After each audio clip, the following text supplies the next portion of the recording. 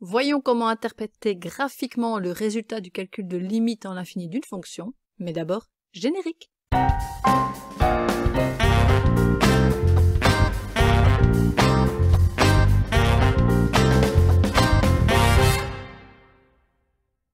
Quand on calcule une limite de fonction en l'infini, deux cas peuvent se présenter.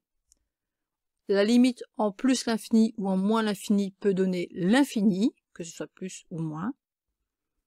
Par exemple, sous les yeux, vous avez différentes situations. Dans le premier graphique, en haut à gauche, la limite en plus l'infini et la limite en moins l'infini donnent plus l'infini. Sur le deuxième graphique, la limite en plus l'infini, c'est plus l'infini, alors que la limite en moins l'infini, c'est moins l'infini. Donc j'ai là plusieurs situations possibles. Deuxième cas, la limite en plus l'infini de la fonction est égale à un nombre, ce qui signifie que la fonction admet une asymptote horizontale en plus l'infini dont l'équation est y égale b.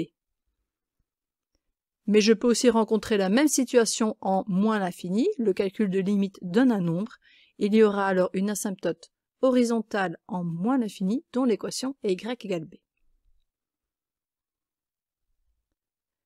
Par exemple, dans le calcul de limite en plus l'infini, nous avons calculé cette limite qui donne moins 1, et donc on voit sur le graphique que la limite en plus l'infini se rapproche bien de moins 1, mais attention, ce n'est pas forcément le cas en moins l'infini.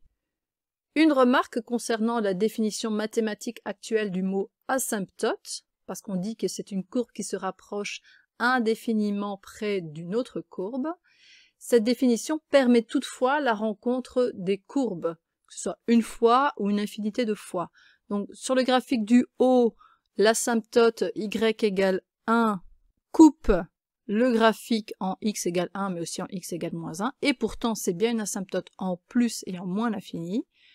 Sur le graphique du dessous, la courbe et l'asymptote se croisent une infinité de fois. Donc il est tout à fait possible qu'une asymptote horizontale coupe plusieurs fois ou une seule fois le graphique d'une fonction.